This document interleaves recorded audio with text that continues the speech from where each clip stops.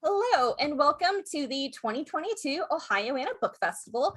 I'm Kathryn Powers, and I'm the Assistant Director of the Ohioana Library, as well as the Regional Advisor for the Central and Southern Ohio chapter of the Society of Children's Book Writers and Illustrators. And that is quite a mouthful, so we shortened that to SCBWI. I am so pleased to welcome you to the spotlight on middle grade and chapter book panel. I'm super happy that I get to moderate a panel on one of my favorite topics. So before we get started, we would like to thank our festival sponsors and partners, all of whom you can find listed on the Ohioana website. And thanks also to our official bookseller, the Book Loft of German Village. You can get copies of all the books featured at the festival by going online to bookloft.com. And now I'm very pleased to welcome our panelist authors, Rachele Alpine, Allison&WayneMarks, and Tricia Springstubb. For quick introductions, Rachele Alpine is a high school English teacher by day, a wife and mother by night, and a writer during any time she can find in between. One of her first jobs was at a library, but it didn't last long because all she did was hide in the stacks and read, which I will say I have a hard time resisting myself at the Ohioana Library. She lives in Cleveland, Ohio, where she writes books for children, tweens, and young adults. So welcome, Rachele. Yeah. Allison&WayneMarks met in a Canterbury Tales class at the University of Cincinnati, where they earned degrees in English literature. Allison, an avid urban gardener, and Wayne, a fiddler in local bands, are the authors of several books for young people, including The Art Lesson, a Shavuot Story, which was a Bank Street Book Award winner. They live in Akron, Ohio, and are the parents of twins. So welcome, Allison and Wayne. Last but certainly not least is Tricia Springstubb, and she is an award-winning author of books for kids of all ages. Her newest picture book, Khalil and Mr. Haggerty and the Backyard Treasures, is an American Library Association notable book, and her most recent middle grade novel, The Most Perfect Thing in the Universe, which we'll be learning all about today, is a Junior Library Guild Gold Standard selection. Tricia lives in Cleveland Heights and is a frequent speaker at schools, libraries, and conferences. Welcome, Tricia. Thank you, Rachele and Kathryn. And to get us started, so can you all tell us a little about your 2022 book festival title? And let's just kind of start alphabetically with Rachele. Sure. So I grabbed a copy of it. So this is my newest series. It's a chapter book called The Invincible Girls Club. And so the premise behind it is that a group of third grade girls band together to basically prove to everybody that it doesn't matter how old you are, you can make a difference at any age. And so there's 3 out currently, and each of the books focus on some kind of like cause that they're going after. So the first one is animals, dogs that need to be adopted, the older dogs in shelters. So the books have a story, and then at the end of it, I profile usually 10 to 12 real life invincible girls that work along that theme, and then suggestions about how readers can do things too with that theme to be invincible. Oh, wonderful. Thank you so much. And Allison and Wayne, what is your book this time? Yes, this is the $150,000 Rugelach. It's our second middle grade book. It's published by Little Bee, which is out of New York, and that's a division of Yellow Jacket. It's about 2 6th graders, very different. One is about a girl who is mourning the loss of her mother. The other, the boy, has this big, grandiose dreams about becoming the greatest pastry chef who ever lived. Their lives become enmeshed together through lots of different circumstances, and they end up entering something called the Bakerstown Bonanza, which is our kind of take on the Pillsbury Bake Off. A lot of crazy things happen, and it's got humor and sadness in it, and a happy ending, and a great villain. And that's pretty much it. It's kids seem to like it. I certainly enjoyed it. I really enjoyed reading everybody's books for this panel. So middle grade and chapter books they're delightful to read. So thank you so much, Allison and Wayne. And Tricia, can you tell us about your book? Yeah, I'm here this year with The Most Perfect Thing in the Universe, which is a middle grade novel. And I've written a number of middle grade novels in the past, and I think that Loa, who's my main character here, she actually might be my favorite middle grade heroine so far. Loa Londonderry, she's a very shy, timid homebody, and she couldn't be more unlike her mother, who is a very brave, adventurous ornithologist who's dedicated to trying to save endangered species, specifically in the Arctic. And so when the story opens, Loa is home. Her mom's been off on an expedition for weeks and weeks, and Loa stays home with her kind of cranky caretaker, Miss Rinker, and her sweet brother, Theo. But Loa really misses her mom. As much as she understands the value of her mother's work, she really misses her mom and is really anxious for her to come home. But at the last minute, her mother spies what she has a sighting of what she thinks is the Loa bird. Loa's namesake bird, a bird that everyone thought was extinct.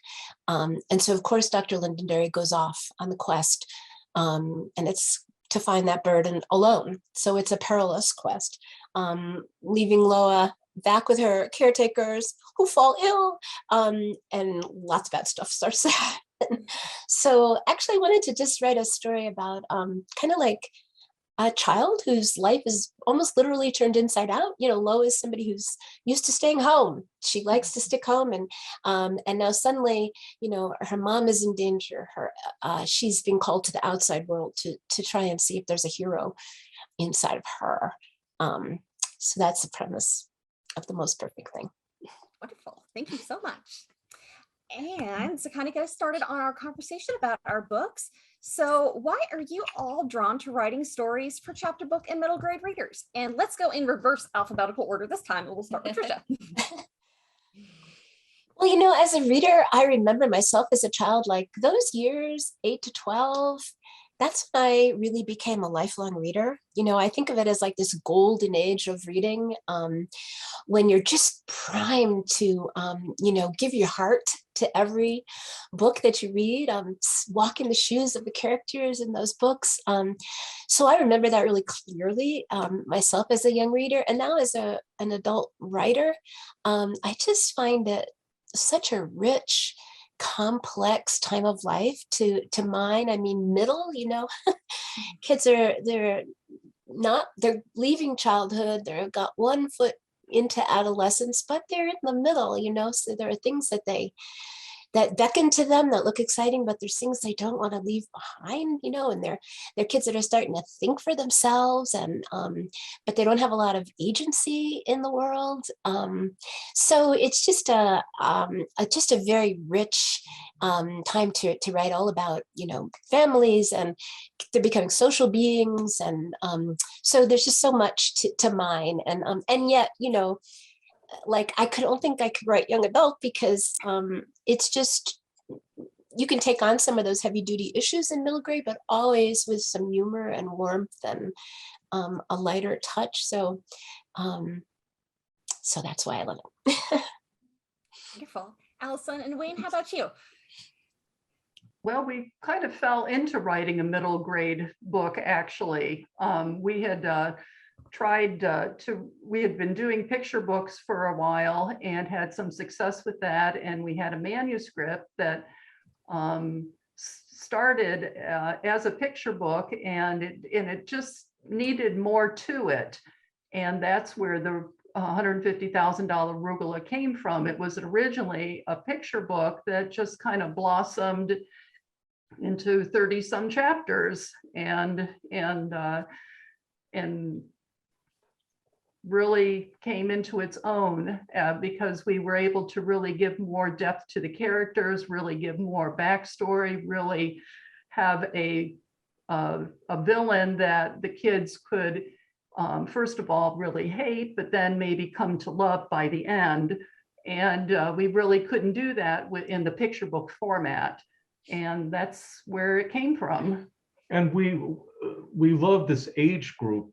It's so exciting, I think, that kids are, has so many distractions everywhere in this world, and this age group are really avid readers. It's wonderful. I wasn't that big of a reader as kids are today, and kids have way more distractions right now. So it's exciting. We get reviews from kids, and they really analyze books. Maybe it was the Harry Potter phenomenon, but kids today, especially in that age group, are wonderful and attentive readers. And that makes it exciting to know that the books are going to be enjoyed and devoured, loved or hated, analyzed, talked about. It's wonderful. Yes, they are definitely devouring books at that age for sure. Voracious little readers. And I love hearing that your idea started as a earlier book too, for earlier readers. That happens so often that we hear about in the SCWI world, that, a picture book idea just bloomed into something bigger. And it's just wonderful when that happens. So Rachel, how about you? So I actually started writing young adult novels, and my young adult novels were a bit depressing, and I teach high school, so I'm like surrounded by high school students. And then I needed a break. Like, I mean, I love YA, I love writing YA, but I needed something that was a little less heavy. So that's where I turned to middle grade novels and started writing those. And I think, like, just second what everybody's saying, I feel like it's the age where you're able to think for yourself and think intelligently, but you're not, like, I always say, like, too cool for school, that it's not like bad to geek out over a book and reading and stuff like that. So I love that audience.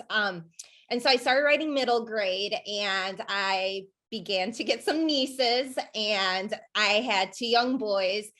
And I guess I just kind of wanted to write something for them. And I wanted to write something, I've always written girl empowerment type books. And so then I was like, maybe we'll try a series. And I always loved the Babysitters Club, so I wanted to kind of capture that same vibe. So I just kind of like feel like I fell into it, but I'm having a blast writing.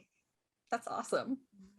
And can you all tell us a little bit about your road to publication stories? Everybody has a different road to publication story. So how did you, kind of make your way in this business? And let's kind of hop around this time and start with Allison and Wayne. Well, I used to be the librarian at Temple Israel in Akron, Ohio. And so I was very familiar with all of the Judaic children's books that were out there. And I knew that there were holes in the collection that needed to be filled on certain topics, like Shavuot. And I said to Wayne one day, I think we need to write a children's book. And he said, as a very good husband, okay. And that's what we did. We sat down, I came up with an idea, and I remember sitting on the front porch with him, and we worked it out line by line, word by word. And that's where our first picture book came from. We debated as collaborative, as a team. We literally fussed over every single word. It became a matter of debate. What's the better word diction choice here? Do we need, and these were picture books. So that's where it all began. It was something fun to do, something we could do together. Didn't cost any money, just some paper and pencils, and that was it. So. And then after we had a little bit of success with picture books, I said to him, well, let's try writing a middle grade book now. And so we did. And first time out, it got picked up and we were thrilled. And then it was like, well, let's write another one. And that's just how it just started snowballing a little bit. And do you I just ask a question? Like, I don't think that I could, I collaborate with illustrators, but I have never collaborated with another writer. Like, how do you guys do that? Like, how does one of you come up with the idea, or just say a couple words about that? I'm very curious, because I'm a control freak with my writing.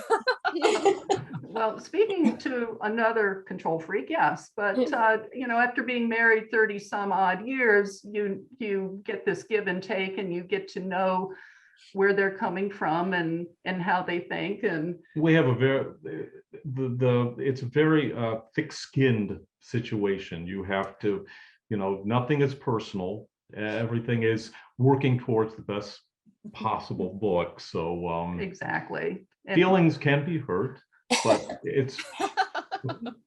more often than not, the person, if you have to be able to take the criticism, and what comes out at the end is very collaborative of every single line. And after raising twins, we can do anything. So That sounds right.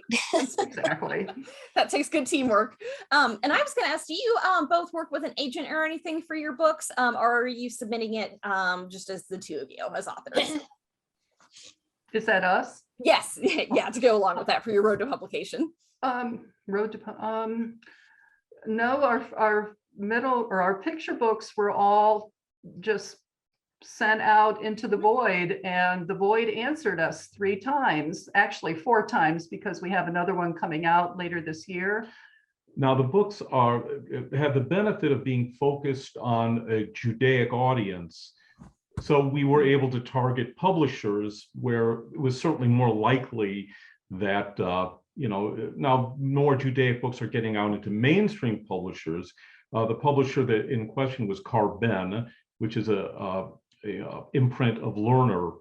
And so, it took several tries of manuscripts, but we finally hit on one that they were interested in. So that certainly was kind of a gateway into, because it can be very difficult to break in. And then with the middle grade books, there's a philanthropic group called PJ Library, and they do infants up to 8 years old, and then they have an older group called PJ Our Way, and that has been our gateway into getting our middle grade books picked up.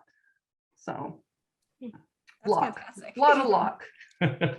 Wonderful. Yes, there are so many ways to, get your manuscript in the door. So we always love hearing those different ways. So Tricia, how about your road to publication story? Well, I've sort of had 2 careers, actually. I'm pretty old.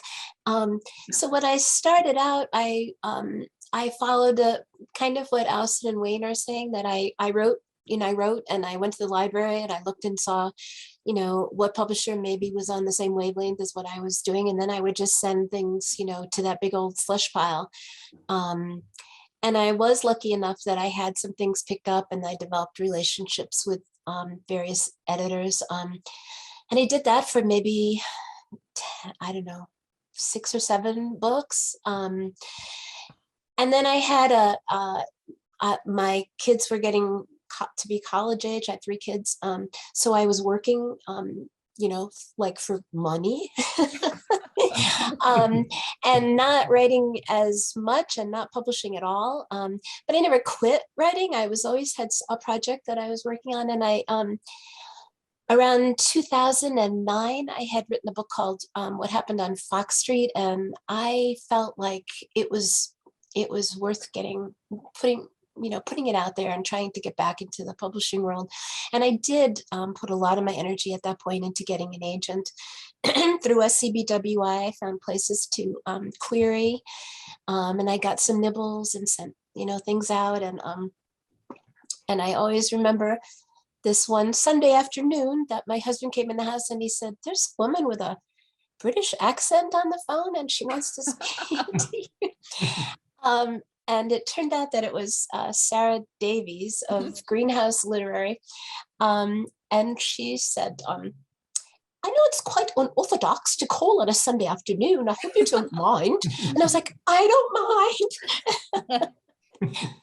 And she did become my agent, and I'm still at Greenhouse Literary. So that's like the second phase of my career. So I had, an early sort of, coming of age, and then like now a more mature career.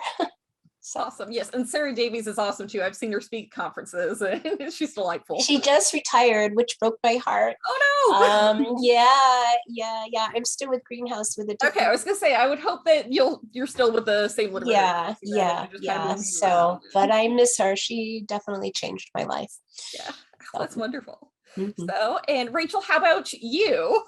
So I like to say that my path started when I started writing in about 3rd or 4th grade, and my best friend and I would embellish articles from Dog Fancy and put them into our own words and newsletters, and then tried to sell them to neighbors.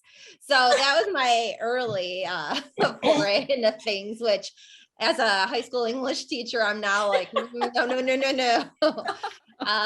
And then I always tell this story. So I kind of wrote all through grade school, middle school, high school. And then I got to college and I took like my first official creative writing class. And I got my first official paperback. And what was written on the top of it were the words from my professor, "This is not writing." And that was the only thing he wrote on it. And so I walked out of the class, threw it away, dropped a class, and didn't really write or share my writing for like almost a decade.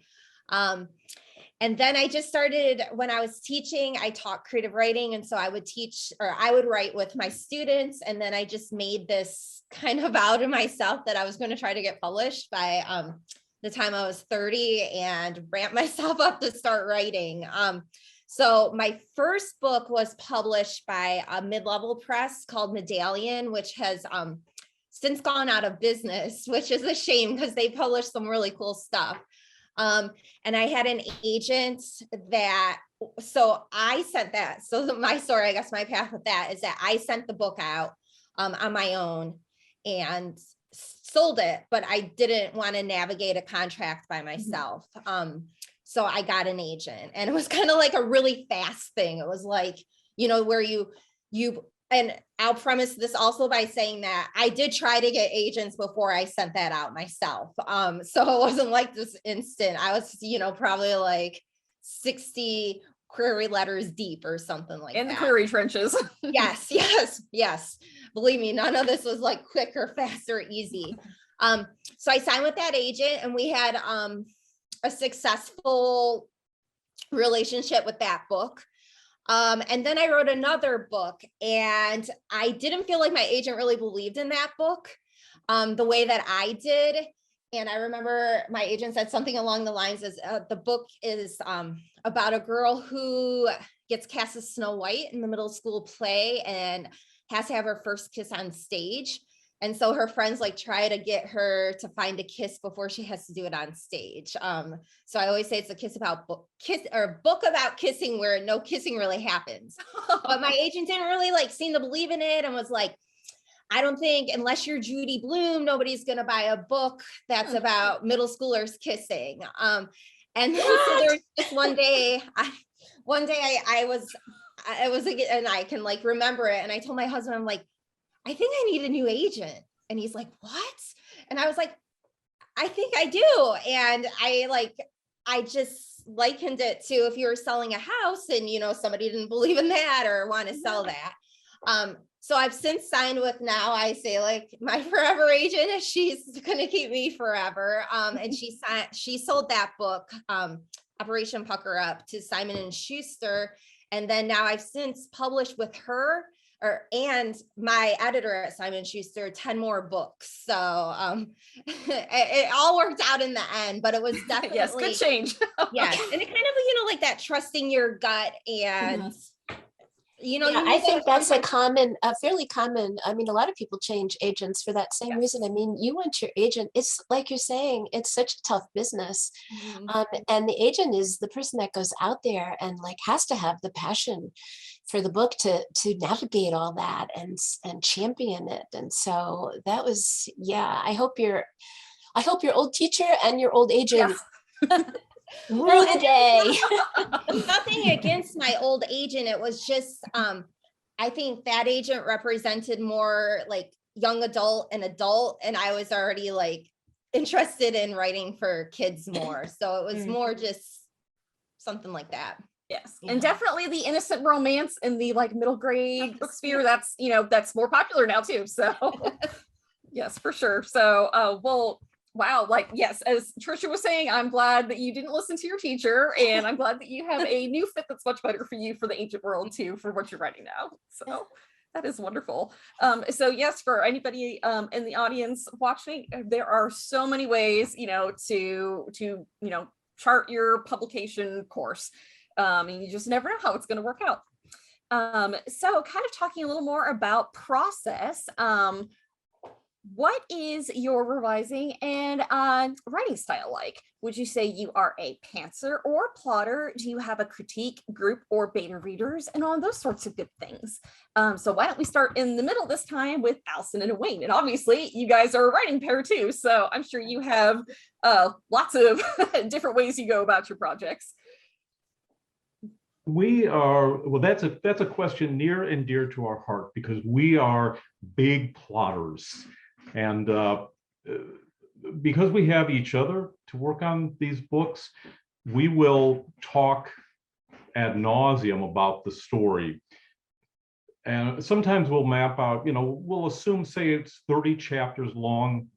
So we'll even write, well, what happens in chapter 1, 2, 3, until the grid is pretty close to being complete. Now, there's no guarantee by any means that that's what it ends up being, but by plotting it out and talking through every chapter, we have a better idea of where the story is going.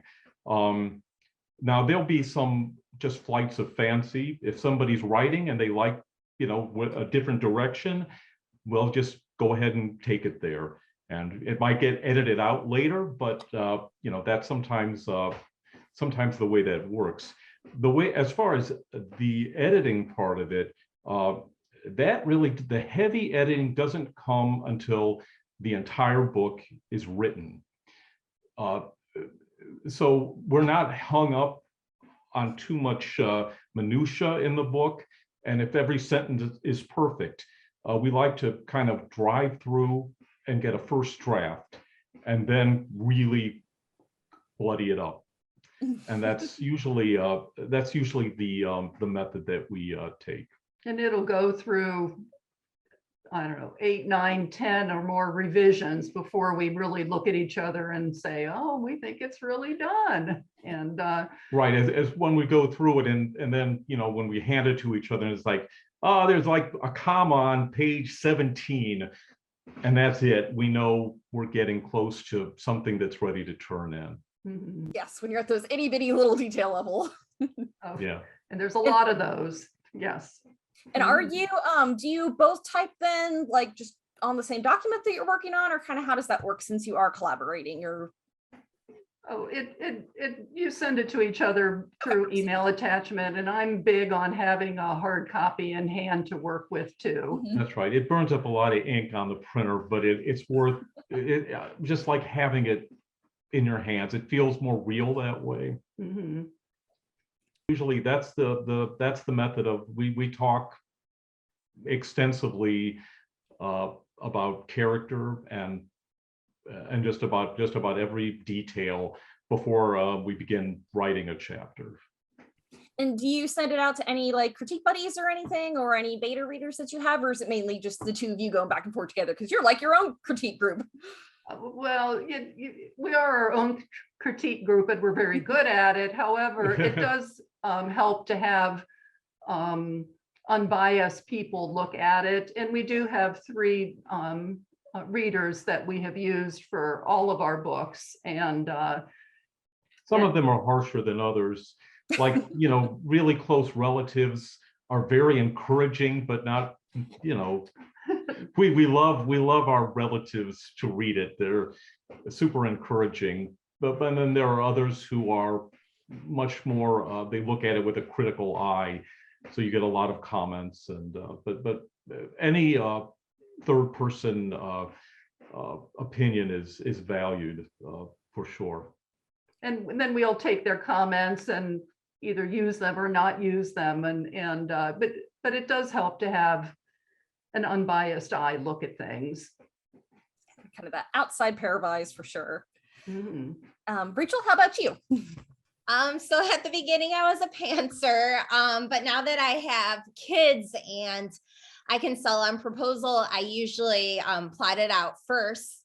And the way that I do it, I do like a big, huge wall in my office of index cards that connect. And sometimes I'll even put up like pictures and inspiration and stuff like that. And then once I have it figured out, I actually I'll do chapter by chapter, and we always submit that to my editor just because it's easier for me then to work, because I have 2 young children and it's just very hard to find the time to write. So I need to really know when I sit down what I'm going to do. But then once I get to that point, I handwrite everything. So my first drafts are always handwritten. And like whenever I do like school visits or talk to kids about it, I always say, like, for a couple of reasons. One, it takes away any distractions. So I'm not like suddenly doing some online shopping or checking social media. And then 2, it allows me not to, I am like kind of Allison and Wayne, like you said, you go like straight through. I have a hard time like not going back and editing and looking at everything. And like, I hardly move forward if I started on a computer. And then it also gives me the flexibility. I carry my notebooks around so I can like pull them out whenever I have a spare minute. I always call it stealing time. And sometimes it's even just like a little paragraph or something. But once I do that, I type everything up and then I print out the pages and I lay them all out and I look at, how it all fits. It's a very odd process. And then I'll go back and then I'll start revising from there. And then, so usually I'm trying to think in terms of readers. At this point, a lot of my stuff goes to like my agent or my editor. And then I have a friend that I met online. We were trying to figure it out. Maybe 10 or 11 years ago, we were taking an online writing class. And we just started calling each other, we say WSS, but writing soul sisters. And we just kind of like get each other and our words, and we're really good at motivating. And we've developed a pretty deep friendship since then. We've met a couple times in person, and we always just say like, I need your writing soul sister power. And then we're able to help each other and kind of talk our way out of, any points where we're stuck and stuff like that. That's awesome. Writing friends are definitely the best friends. And since you are writing around your teaching schedule as well as kids, are you like an early morning writer, or are you like into the wee hours of the night writer, or just whenever you can grab time? So I would love to be a night owl. I definitely love my sleep, and it's hard to get up in the morning. It depends, because now I'm writing a series and it moves a lot faster, but I feel like even though the books are shorter, they still take a lot of time.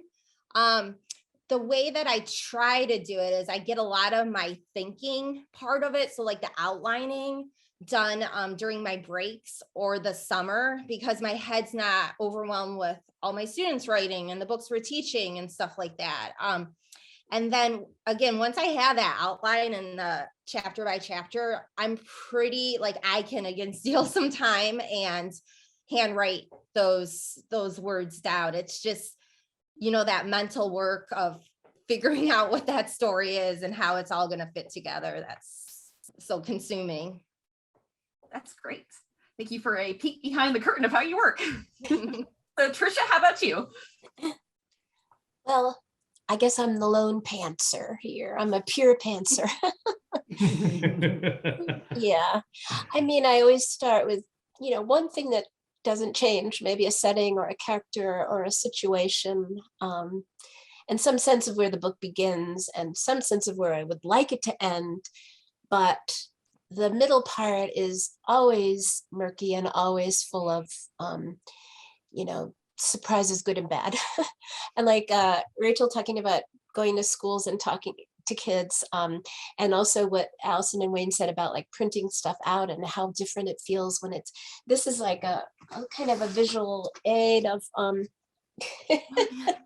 A book in progress right now. Wow. So like, yeah, Pantser, I don't recommend it, but after having done it, as long as I have, I cannot do any other process. And I do find rewards in it. Like for the most perfect thing in the universe, I knew that I wanted Loa's mother to be an ornithologist. I love birds. I've always had birds flitting through all my books, and I decided to really have a book that had a lot about birds in it. So I started doing research just with that idea of birds. And I discovered things that became really like inherent to my plot and my themes that I hadn't really anticipated, like the interdependence of all creatures on this earth.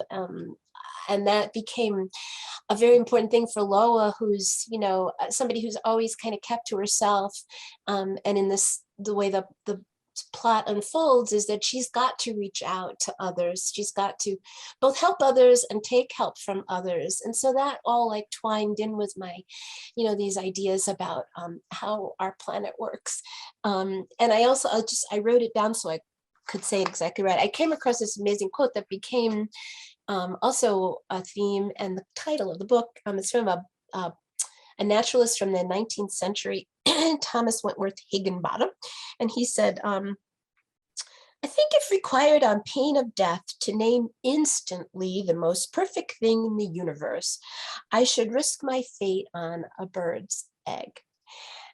And I love that. And I started, eggs, they have to be the right size, they have to be the right shape for each particular bird, they have to be sturdy, enough to take the weight of the mother bird, but they have to be porous to let in air, and then their ultimate function is to break.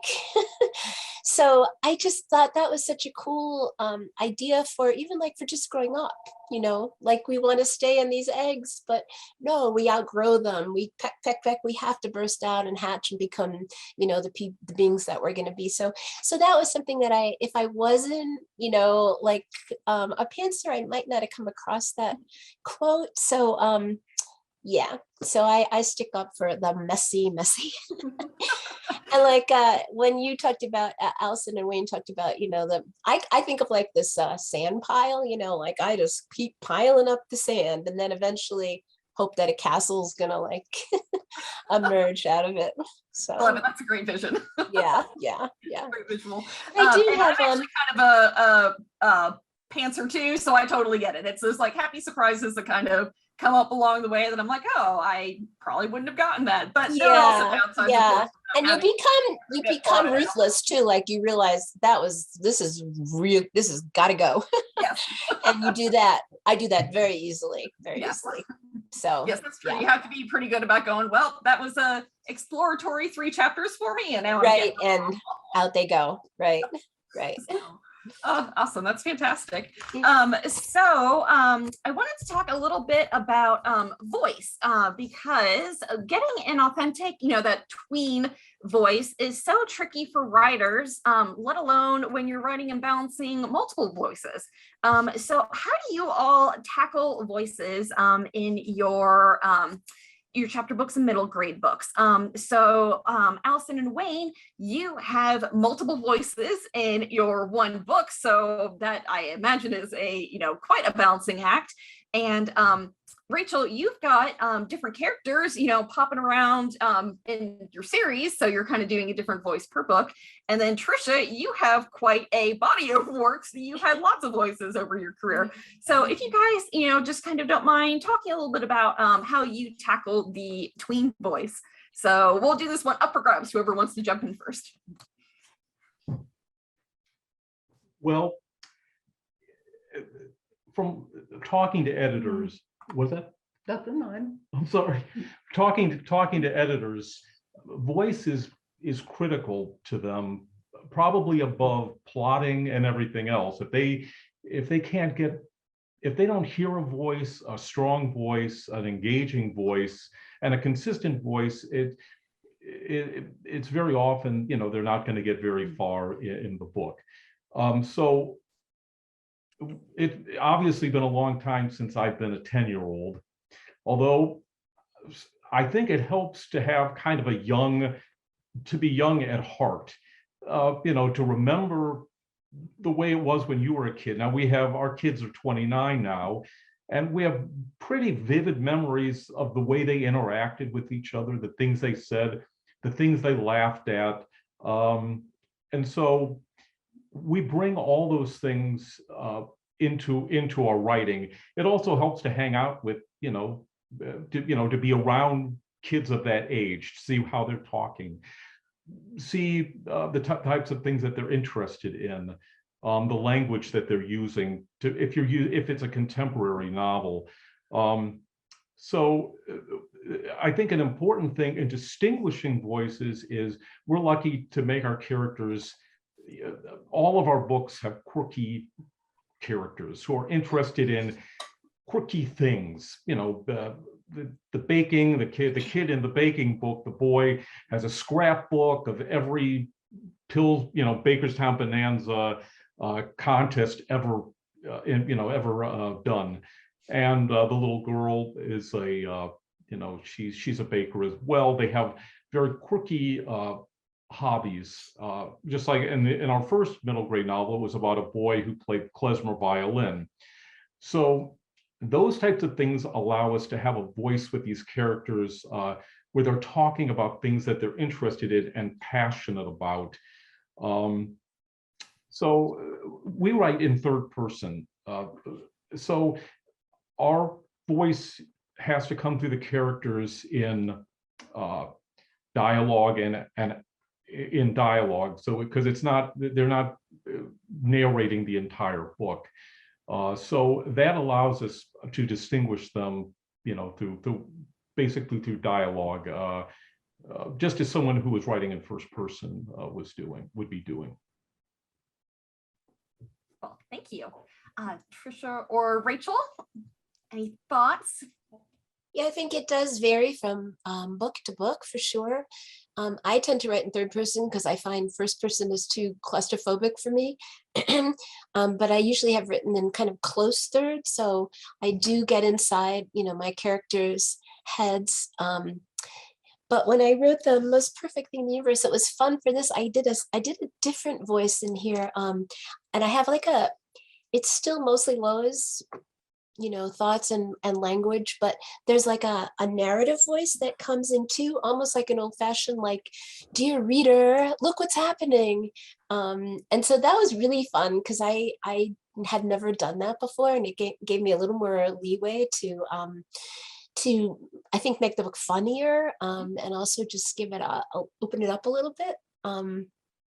And then this book that I showed you, that big messy pile, that's going to come out in November, and I'm very excited about it because it's the first time that I've done dual narration, which I know kids really love. And also it's the first time I've done a boy's voice successfully. I've tried hard in the past and my boys' voices always sound like imitations of boys pretending to be boys, or it just never had the authenticity. But I think I pulled it off with this one. And the way the two are distinguished is Jude, the boy, is he's an angry kid and a little bit sullen, and he gets in trouble a lot. And so he has found that usually talking gets him in more trouble. And his mom's always saying, don't make those excuses. And so he's a man of very few words. So his voice is distinct that way. But then the girl, Gladys, she's a blabbermouth, and she's somebody who loves words. For her eighth birthday, she asked for a Oxford English Dictionary. So for her, she's got a lot of things going on in her life too, that she feels like her life is maybe not under control. So knowing words and definitions gives her some sense of control over her world. So she talks a lot.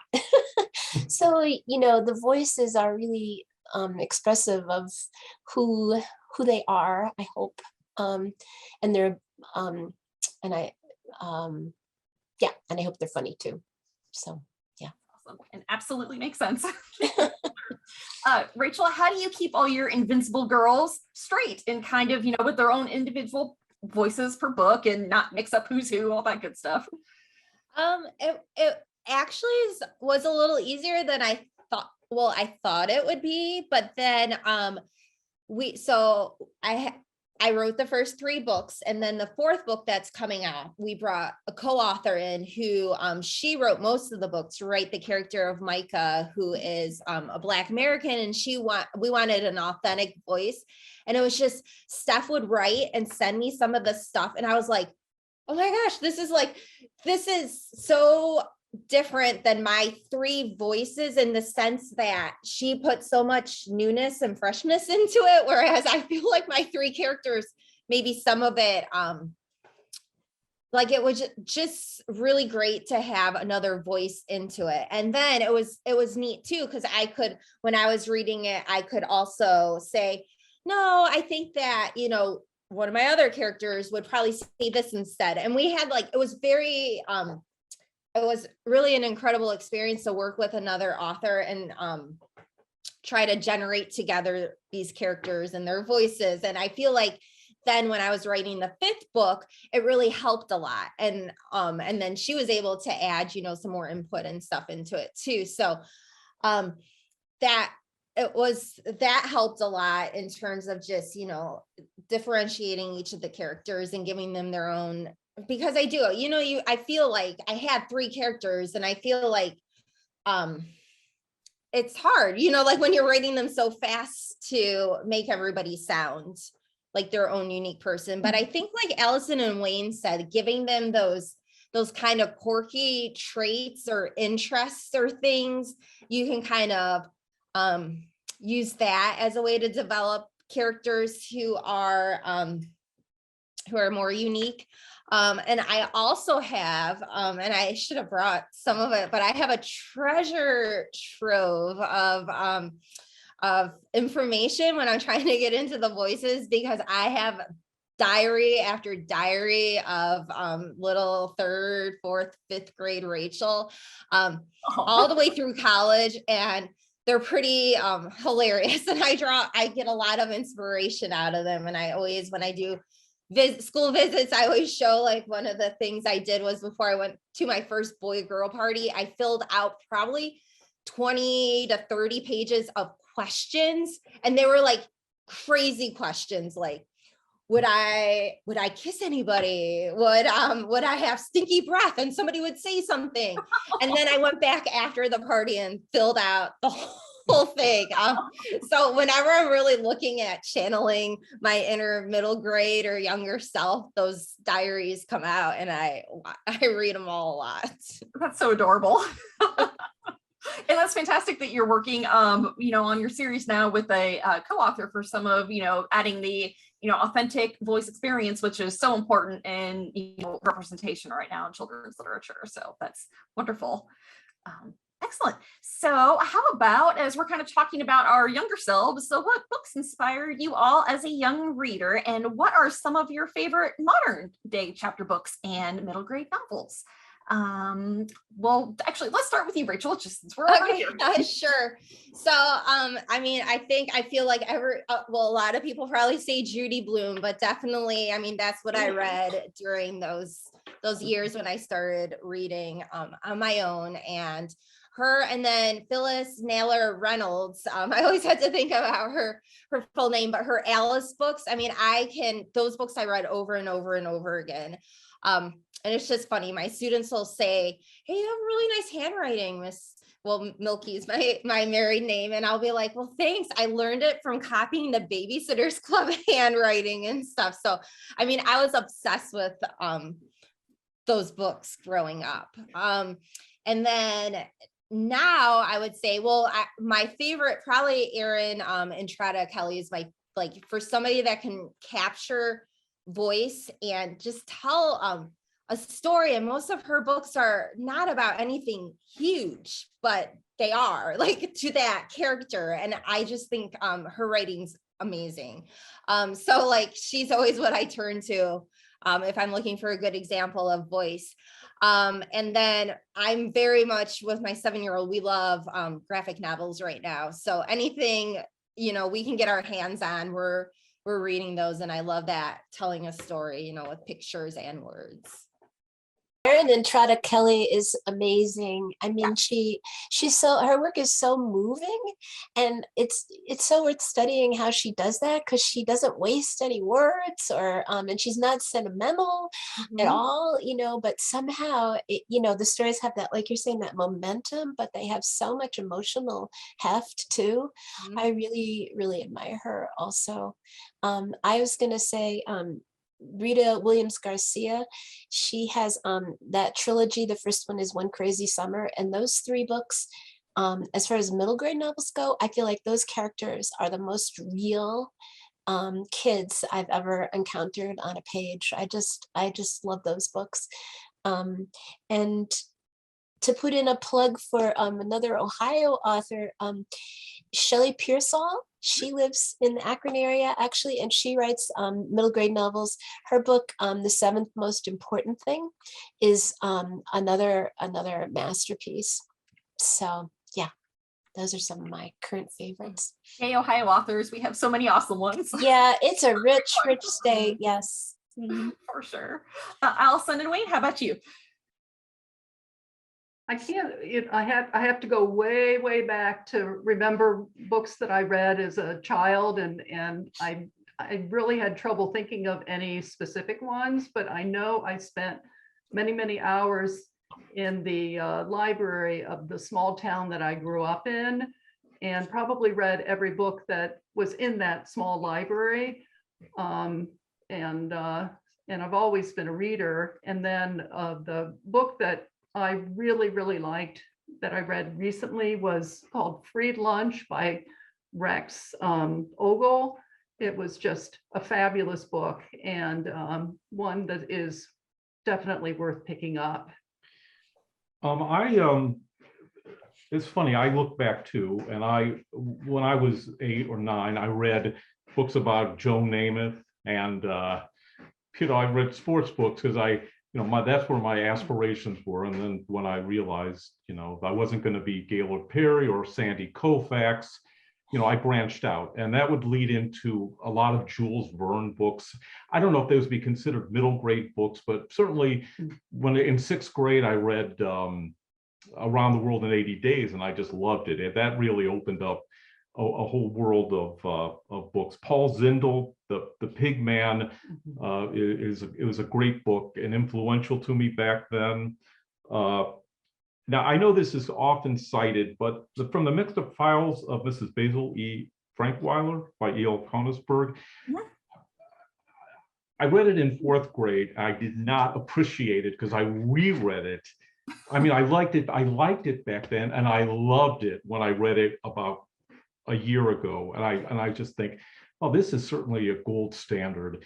Interestingly, it doesn't really hold up.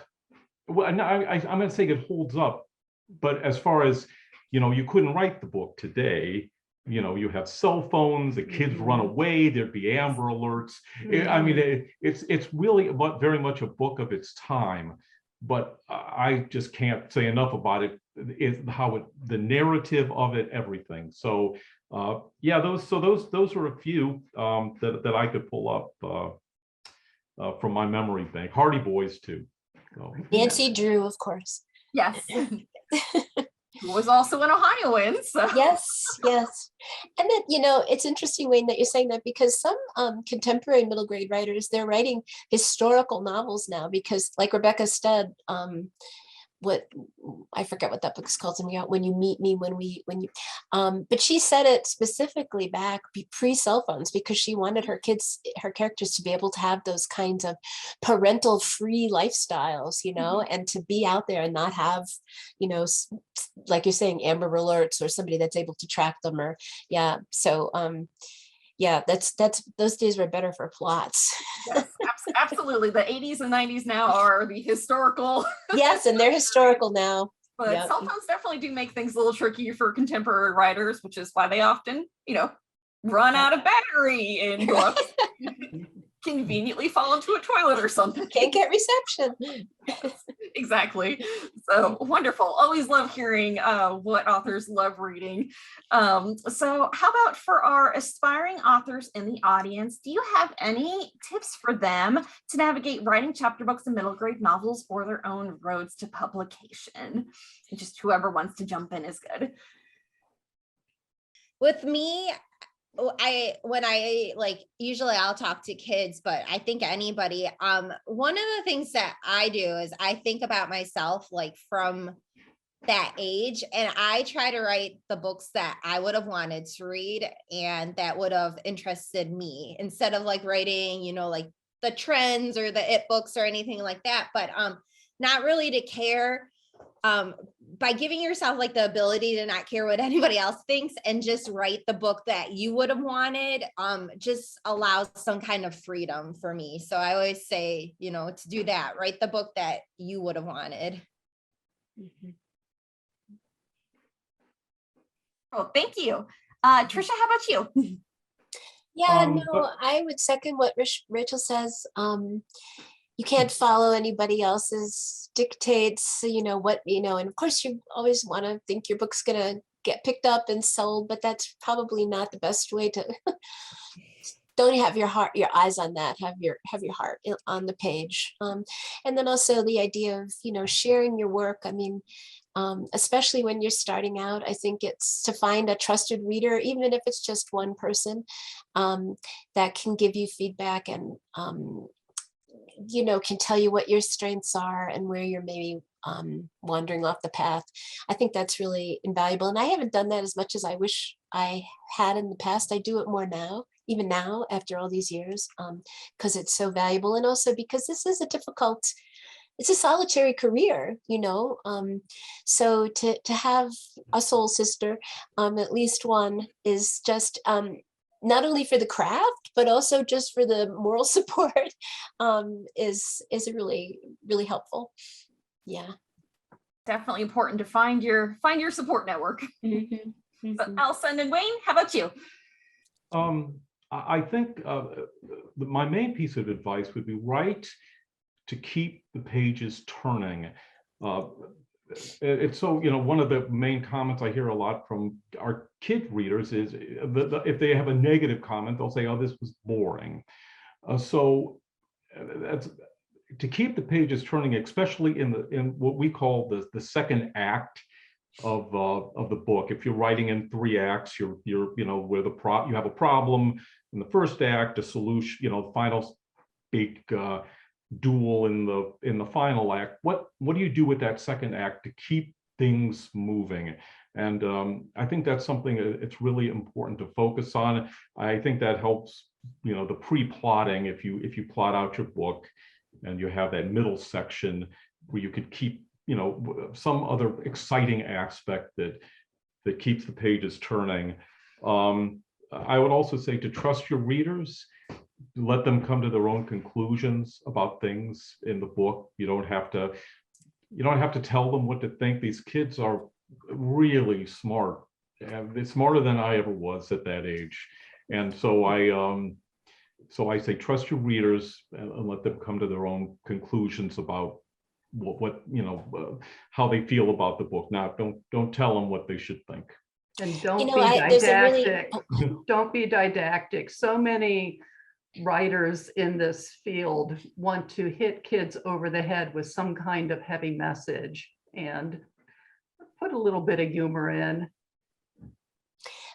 I read a quote from Jason Reynolds, who's a wonderful middle grade and young adult writer, and he said something like, "Start your book 1 chapter late."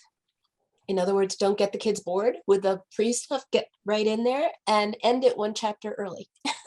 So like Wayne is saying, don't tell the kids, so this is the end and this is what you should think, let them draw that conclusion. They're definitely smart enough and they want to do that, and they love feeling respected that way by a writer. So that's some advice I try to keep in my head too. That's awesome. Yeah, I've definitely heard that from the beginning. The ending is new. So yeah, that's very intriguing. Yeah. Well, we read The Long Way Down, and it's funny because that makes sense because my kids are so mad at the end. Like, what? What happens. Yeah. Yeah, that totally makes sense now. Wonderful. Well, this has been so much fun. Can you, to wrap us all up, can you all tell us, if you're able to, what is next for you? And we'll just go alphabetical order for this. So Rachel, what's next for you? So in May, I have book 4 of the Invincible Girls Club coming out, and then in November, book 5. And we're hoping that I have some more come out after that, but we'll see. Wonderful. And Allison and Wayne? Our 4th picture book is coming out in October. It's a Hanukkah book called Tizzy, the Dizzy Dreidel, done in verse, and it's a very cute book that I think will get a lot of play. Wonderful. And Tricia? I have a middle grade novel called Looking for True, coming out in November with Margaret Ferguson Books at Holiday House. So, yeah. Well, we will all eagerly await these new books. This is so exciting. We love getting to hear that these will be out so soon too. So wonderful. So awesome. Well, this has been a blast. I love talking middle grade and chapter books, and you're all just delightful. So we hope that everybody in the audience had fun listening today. Thank you so much again to our panelists, Rachele Alpine, Allison&WayneMarks, and Tricia Springstubb. A reminder that you can get copies of the books by each of our authors from the Book Loft of German Village, and you can find those online at bookloft.com. Thanks again also to our festival sponsors and partners, and thank you all for joining us today. Please check out the Ohioana website for all of this year's festival programming, and we hope you have fun with the rest of the festival programs. So thank you so much, and we'll see you around. Bye.